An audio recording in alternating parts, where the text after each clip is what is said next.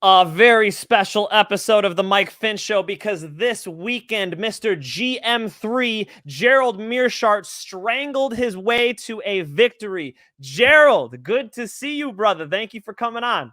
Good to see you, man. Gerald, you just picked up a huge win this weekend. Tell me you celebrated.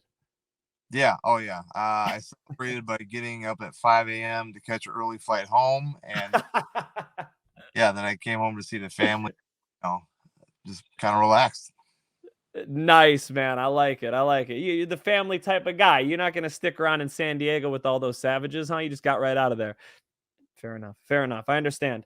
Gerald, a lot of people doubted you coming into this fight. And you know how I know that? Because I picked you to win. Holy shit. Did I get some haters? I was called a clown for picking you, brother. It's incredible. You've been fighting in the UFC back when Barack Obama was president, right? Here you are fighting a guy with how many? What, 5 UFC fights? This was his 5th UFC fight, Right. and you're a big underdog. What are people missing about Mr. Meerschaert? I don't know. I feel like I've just kind of been stuck in that role the entire time I've been in the UFC.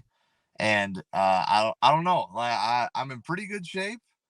But I'm not like, ridiculous, like a Adonis or anything. I'm not particularly fast, but I'm not the slowest guy either. I don't know. I'm just like, I apparently have this very average demeanor about me too. Like I'll talk a little shit, but not a ton. I'm pretty nice. So, everyone's just like, oh, that's just a regular guy. So he's probably going to lose.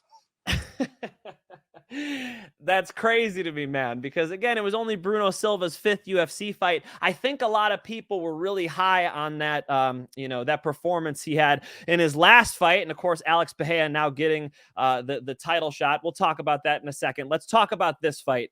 You go out there, you land a takedown in the middle of the mat in the first round. I love how you postured up in the end of the round, rained down some shots.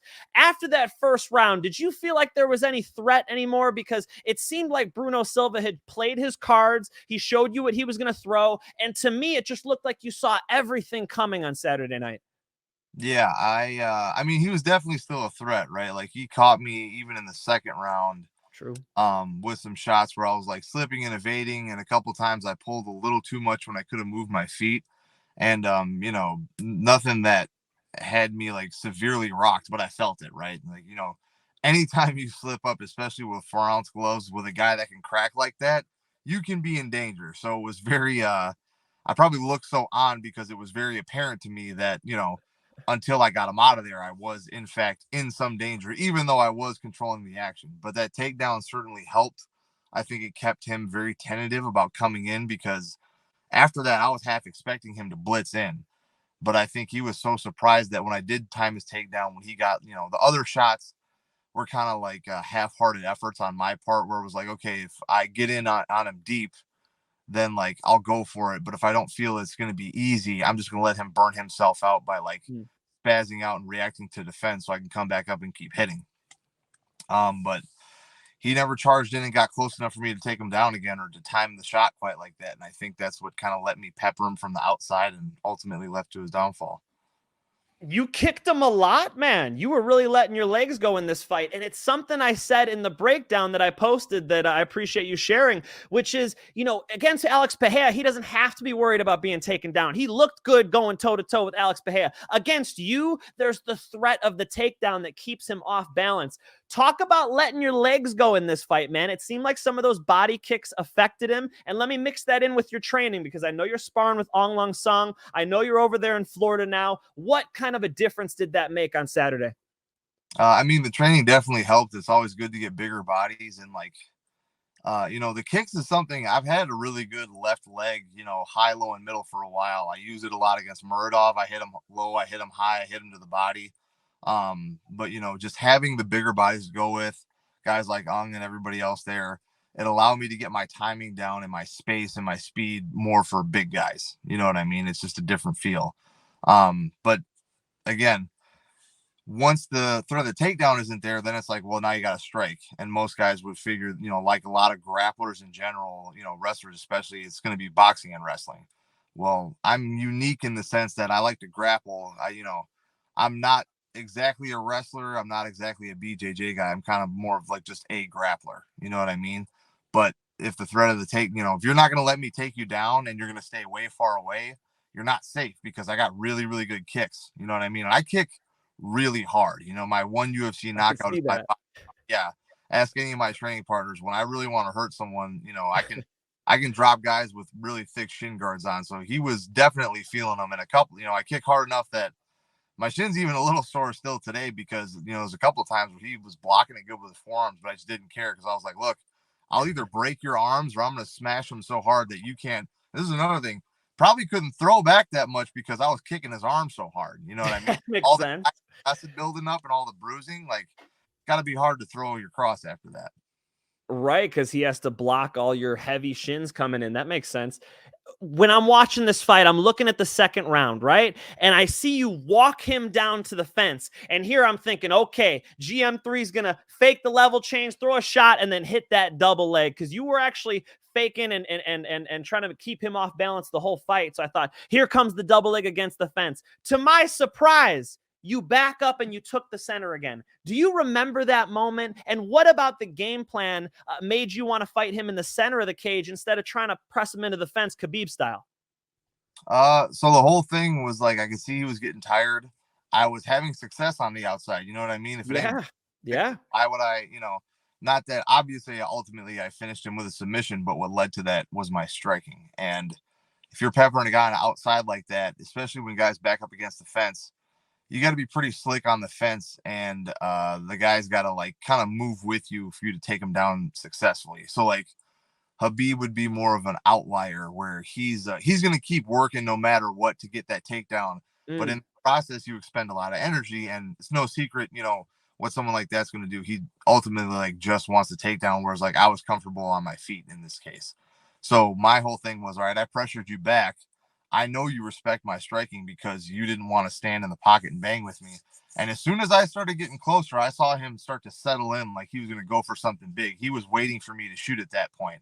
So I was like, all right, you think I'm going to shoot on you? I'm going to fake, give you a couple pump fakes, make sure you're thinking about it still. And then as soon as you're done with that, now that I've got you all exhausted and thinking about it, I'm going to make you walk back and kind of like, you know what I mean? Kind of test you a little bit. Be like, no, you wanted to sprawl and do all this other stuff. We can still do. Right. So that's what ended up happening. And I let him back to the middle. I think that messed with him a little bit and got him extra tired. And, it worked out from there. It definitely worked out from there because now we're on round 3, and this is where you cracked him. My guy AJ DeVito, who hosts Moneyline with me, calls it club and sub. You clubbed him with your fist and you subbed him with your arm. Now, Anthony Pettis, you used to train at the same gym with. I was going to say train with. Maybe you're a little too big to spar with Anthony too often. I'm sure you guys got some work in. But Anthony Pettis, when he jumps a guillotine, he does just that. He wraps his legs around his opponent, which gives him more leverage, sort of cuts the forearm into the neck a little bit deeper. You didn't do that. I work for Bellator with a guy, Billy Cleary, and he told me, yeah, my coach tells me to lean back when I have a guillotine. And I told him, no, you actually want to engage your hips into them. Go forward. That's what I saw you do. Why don't you do a Pettis style guillotine? Why do you instead not pull guard? Well, I mean, part of it is circumstance. Part of it is different guys got a better squeeze at different ankles. Anthony is really, really good about when he does slap that guillotine on, he's got a real good bite from there. And that's the way he's comfortable getting that full lockdown, because for him, especially with the submissions off his back, like we've seen him land triangles before and arm bars and stuff like that. They're very fast. He's very good with his hips, just like he's very loose and fast with his kicks. He's very, set up is loose and fast with the submissions.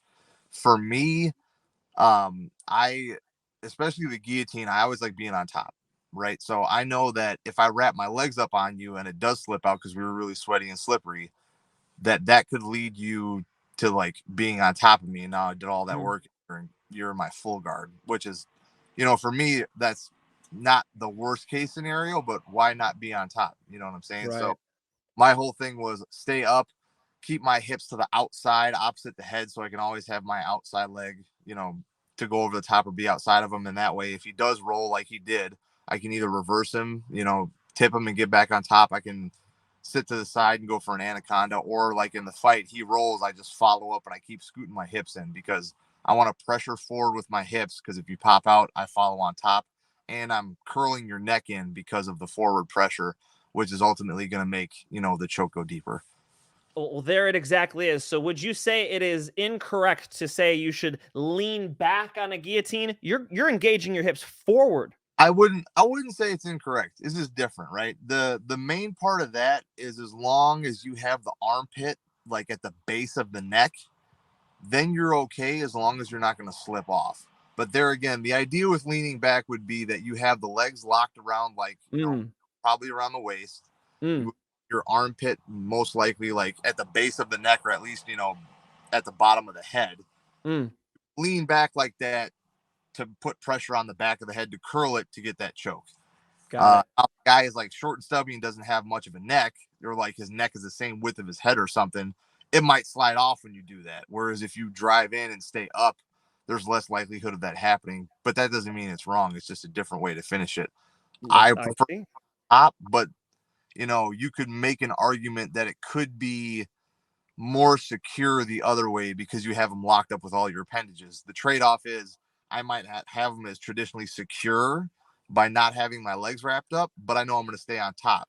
Whereas if you have them dead to rights and you want to jump and put your legs around him, then there's no chance of him rolling anywhere. So just kind of like what your preference is. Dude, I think that's so important what you just said. And the entire thing about not ending up on bottom is something that young fighters can learn from, man. Even some veterans in this game, let's be honest, it's very common to jump a guillotine. I'm thinking of Conor McGregor jumping a guillotine against Dustin Poirier. It's not, it's actually pretty high risk and pretty low reward. It's much smarter to try to steer them to, if you don't get the guillotine, at least you end up and mount on top. That's your style of choking. I think a lot of young fighters can learn from that, Gerald. This is something you've developed in your game. And with 27 submission victories, I think people should take some notes, man. Yeah, no. Well, this is the other thing too, is like one of my old coaches, Hank Aguilar, he always told me, is like, you can guillotine somebody from the guard on top. There's no reason you can't. Literally the position we were in after I cracked him and dropped him, he was sitting up on his butt. So, I've been doing that since 2000, been trying to do it since 2007. So as soon as I saw it, it's like, oh, I can guillotine you here from just fine. There's no reason for me to go anywhere else. Right. You laughed when I said you've been in the UFC since Barack Obama was president. Man, you got to think that you being a veteran, this being Bruno Silva's 5th fight, it had to play a difference, right? How did being a UFC veteran help you win that fight? Yeah, I mean, it might have helped a little bit. He has a lot of fights too. That was right. That was his like 30th or 31st fight professionally, according to, I think, like Tapology or something. But yeah, but a lot of those old fights, it just says like win or loss. It doesn't even have the result. I think you fought better competition, Gerald. I don't know. Yeah, I don't know. Well, I know he was, I think he did M1 and he did some overseas one. There's a lot of tough guys in like promotions like that. So I don't know that because like I fought some tough guys on the local scene, but I fought some really not tough guys too, because it was just good. The UFC experience, I think that helps maybe in that sense. I've definitely had a tougher schedule for the time I was in before he got there. But other than that, it's just who shows up on fight day. And I had a really good camp. Mentally, I was in the right spot. My body held up to get to the fight. And that was pretty much, I think, the main difference. I was ready to go in there. I was fresh. I don't know what happened with him, because this is the other thing. A lot of people were like saying that he didn't look like himself and all this and that, making it sound like it was more something going on with him than it was me looking better. And maybe there could have been something with him. I don't know. I honestly have no idea. However, that fight doesn't look like that unless I do as well as I did. So, I definitely think there's a lot of people that are still sleeping on me in that sense. But hey, that's fine. More plus money for you guys. I'm saying, man, what the hell? How do they not respect my man GM3? Plus 900 for you by submission? Have they seen you fight before, Gerald? What are the odds makers thinking? Yeah, especially a late round submission. That's pretty much, if you especially if you want to pick around that second or third round submission, that's usually where the is. And I could look, sometimes I don't agree with his assessment, but I hear it enough where everyone's like, I look like I'm getting my butt kicked the whole time, and then out of nowhere I submit somebody. So if you're a betting man, that's the way you should go. There it is. There it is. Yes, exactly. No, third round submission is, I at least said late in the fight. Generally you get the guy tired and you strangle him. That's how you win fights, man. You've done it many times. There are plenty of examples to point to. It didn't look like a guy like Bruno Silva should have been, first off, such a favorite. And secondly, plus 900 on a submission. That is crazy. That's why I went for you, brother. All right. So you strangle him, you get up, you celebrate a little bit, you get on the mic, and you respond to Mr. Petroski. Brother, this has to be the biggest gift Petroski's ever gotten for Christmas. I mean, if Petroski gets to fight you, it's so good for him. What do you have to earn from Petroski? Because it seems to me, Gerald, tell me if I'm wrong, Jack Hermanson, Darren Till, there are some other 185 fights that seem to make more sense for you. Would you agree with that? Oh yeah, I would agree wholeheartedly, and I would never say no to any of those fights. It's more, I don't really think about rankings that much or any of that other stuff because I'm just another human being. So if someone says I want to fight you, I'm not going to pretend I didn't hear that shit. You want to fight me, we can fight each other. You know what I mean? Now, if the UFC has other plans or, he wants to fight sooner and opts to take somebody else, then it is what it is. I'm sure we'll meet down the line at some point if he sticks around long enough, right? But if you say my name, I'm not going to say nothing back. Gerald, you're 34. Are you in your prime right now? Man, I feel like it. You know what I mean? Knock on wood. I haven't had any super major injuries, which is nuts. Everything's holding together right now. So, I feel like I'm doing really well. And it's not like we haven't seen guys at the higher weight classes win belts at, more seasoned ages, if you will. Absolutely, man. That's what I'm saying. All the seasoning is good on you, bro. It looks good on you, man. I see you out there controlling the striker. You outstruck Bruno Silva. Let's just say it straight up. This was shocking to a lot of people who lost a lot of money on their parlays. Yeah, no, I saw a couple reaction videos and guys absolutely lost their mind. They could not wrap their head around the fact that Alex Pereira, who is like a 2-division glory kickboxing champion, couldn't stop him, but I did. You dropped him by MMA math, which is stupid anyway. That doesn't make any sense. Right. Well, yeah, rankings, MMA math. I never go by these things, right? I tell the guys who listen to Moneyline all the time, I don't even look at the odds until after I've made my prediction. I don't want to know what other people think or what people are ranked. None of that stuff matters when Bruce Buffer gets out of the way and you guys go to war, right? So, all right, so 34 years old. I'm seeing you got years left in the game. I think you're on the peak of your prime right here. I want to know, what fight, if you were to retire at 40 or whenever you want to, would you be upset if you didn't get? What's the dream fight for Gerald Meerschaert in the UFC? The dream fight is clearly the title fight. You know what I mean? Whoever has the belt, I want to at least get a crack at it. I want to get my hands on gold. That's the ultimate goal. So you want to work your way to a title. I gotta say, a Jack Hermanson or a Darren Till fight gets you closer to that. You would like that if they matched you up with a high rank guy. You would like it. Absolutely, I would. Yeah. Makes sense to me, brother. Who is getting the title shot is a guy who arguably doesn't deserve it. Alex Pereira. I could not think of a worse matchup for him than you. I mean, Alex Pereira versus you looks like it would be a big problem. How does that fight go down? I probably wouldn't stand with him quite as much as I stood with Bruno Silva because that guy seems to hit even harder. But right. I think it would definitely end up with me choking another person for sure. I mean, yeah, you're one of the best. 27 submissions in your career. Holy shit, bro. I mean, you are strangling a lot of people, and they're all professional fighters, and a lot of them are in the UFC, and it's very high level that you're able to maintain up there at the top of the division. So Alex Pereira, I mean, it may be a blue belt in jiu-jitsu. I mean, how long does it take you to tap that guy? Yeah, well, the belt thing doesn't really matter in an MMA fight, right? Sure. Punch people, but sure. Technique-wise, I would think if I got him down, I mean, unless he can find a way to scramble up, I mean, he seems like a pretty strong, athletic guy, but outside of me screwing something up. But there's the thing, right? You got to get the guy down first. Not to downplay that would be an easy fight at all. You know what I'm saying? But if I get inside, I can take him down and, get any semblance of control. It would be very surprising to me if I couldn't choke him out.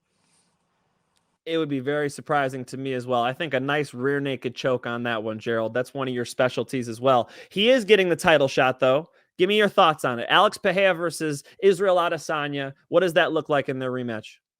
I think I'm going to go with the current champ for this one, only because of a couple of reasons. First of all, they are fighting in mixed martial arts, and it's going to be, right. I believe it's going to be in the bigger cage, right? So it should be, yep. Should be in the bigger cage, which means that Izzy can move around a lot more. Fighting under those other kickboxing rules, generally speaking, even if Izzy was to win on points, it would be a lot harder to not stay in the heat a little bit more and, move forward somewhat to get that decision win. And the rings are a lot smaller, which means that you have to be in more engagements. The gloves are bigger, yes, but if you hit hard, that doesn't matter quite as much. I don't think. I mean, I could be wrong. I haven't done a lot of kickboxing in my day. But with the small gloves, definitely, I would say maybe give a little bit of an edge to the guy with power, but that just means that Izzy's going to hit really hard too. Probably harder than Pereira would remember. You know what I mean? And being the more technical long guy, if he can frustrate him and dance around and kind of do what I did in my last fight, there is a chance that he catches Pereira. You know what I mean? Because he is so technical. He uses his length and his movement well. I don't think either guy's going to shoot on each other, especially because they both like to throw up the middle a lot, and doesn't seem to be something they do quite often. But, I would think Izzy uses his movement. Maybe he catches him opening up, but it could be a similar fight to last time where, he just outmaneuvers his guy. People might bitch about it, but it's like, hey, man, you got to do what you got to do to win. 100%. He's been kind of outmaneuvering people, right? He's been quite mobile, and some people have, some disdain for that. Of course, he said he wanted to. I'm quoting him now. Show off in his last fight. It didn't appear like he really got to show off in his last fight. Dana White promised the fans. He said this next fight's going to be crazy. But it seems like the best thing he could do is move around that cage, Gerald. So it sounded to me like you're picking Adesanya by decision, staying on his bicycle, moving side to side, not really exchanging too much with the powerful Alex Pereira. Yeah, I mean, only exchanging when it's favorable for him. Got you. Not standing in front of him. Makes sense. No, I wouldn't. No. You said your dream fight is to fight for the title. Let's say you get that title shot. The current champion is Israel Adesanya. Gerald, we've seen Israel taken down multiple times, man. Marvin Vettori was able to take him down. Jan Blachowicz took him down and beat him at light heavyweight. Some people have been able to get him down on the fence. If you're able to get him down, what's the mistake everybody else has made to not be able to really get the party started, stay on top of him, submit him? What could you do from that position? I don't know that anyone's made a mistake necessarily, so much as he's just, improved a lot and done really well with getting back up. One thing I think, I haven't watched it in a while, but I feel like the difference between the Jan fight and the Gastelum fight, Jan was a lot bigger, right? He has a bigger frame, bigger body. It's going to be a lot easier to hold a smaller man down. And not only that, but Jan was a lot closer in length. One big thing with Gastelum, he's a little bit on the shorter side, and he's a thick dude and he's strong. But even with the takedowns, I think that because Izzy was so much longer, that Gastelum, maybe he could get a lot of double legs, right? He would control the hips. Right.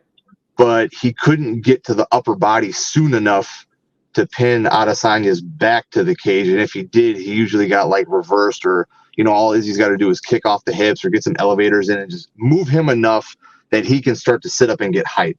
And being so much taller, if you get height with your hips and or your head, you have a really good chance of getting up, especially in the middle of the cage. Right. I think, if that fight happens, I would have to. First thing is he's longer and he's really slick on the outside. I'm going to have to get in there and fight him. He's very dangerous there because, again, good with his knees, good with his elbows. You know, I like mixing it up in the middle too, but I would definitely have to take him down. And like we would both kind of know what the other one's doing. But once you get him down, that's the biggest thing is you got to find a way to control, which means either I have to take him down, get him flat on his back and kind of pin him there and maybe be boring for a split second, kind of like I did in my last fight, where I'll opt for full guard and just try to like head on the chin, make sure his back is flat to the mat. Right. Or I would have to like get him down and immediately, have to like somehow get him down where I can almost stay on my feet and start circling while like driving my hips in to get to his back. So there's still some kind of pressure on him. That being said, he is really good about getting back up, knowing, just kind of where his body's at and using that like sprawl. So I think if I can get him, if I play that fight in my head, if I can get him to sprawl, I got a lot of answers for stuff like that. It's just that, I definitely wouldn't be able to like sit to half guard or pull guard or something. He's too long and too good to stay down there. And even if I did, if I think, if we were in a submission grappling match, I have no doubt I could just, even if I ended up on my back, I wouldn't care. In an MMA fight, though, with a guy that's that good at striking and that's that long, that's a dangerous place to be. So I'd have to take him down. I would have to be on top of him at the very least, hopefully when he's on his back. If not, I'd have to kind of like wrestle ride him and just grind him into the floor. And the first, I want to say 30 seconds to a minute of that exchange would be dedicated pretty much to control and just, making it so that we both understand that this is where the fight takes place now. And you can either grapple with me or I'm going to snag something when you try to come up. That makes sense, man. I hope you work your way up and get that title shot, Mr. Meerschaert. Let's go, GM3. We want to see it, man. From my neck of the woods, I'm Northern Illinois. You were Milwaukee. You made your way out to Florida to increase your likelihood of winning here because you're training with some savages over there in Florida. I know you're getting a lot of good work in. Brother, you looked better than I think you've ever looked. And I'm not one who says you're getting beat up until you submit somebody. No, I think this is all, a part of your strategy to kind of let the guys shoot their shot, let them get a little tired and then strangle them. Am I right to say that it sort of is your style, Jared? Yeah, well, especially for this fight, yeah. Like, you don't want to come out guns blazing on a guy who, Powerful. is clearly looking for the knockout.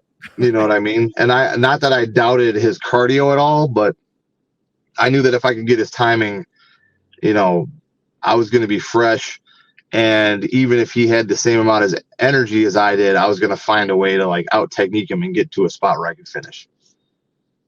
Well, look, when I made the prediction on my show, Moneyline, the host, AJ DeVito, laughed at me. Now, he's not a hater. He actually told me he owes you a drink. He wants to buy you a drink. So, Awesome. not that AJ is a hater, but a message to the haters from Gerald Meerschaert. Should they learn something from this performance? Oh, yeah. I mean, no one's going to listen anyway, so I don't really care. But, yeah, just keep watching. Keep saying I won't win, and I'll keep winning.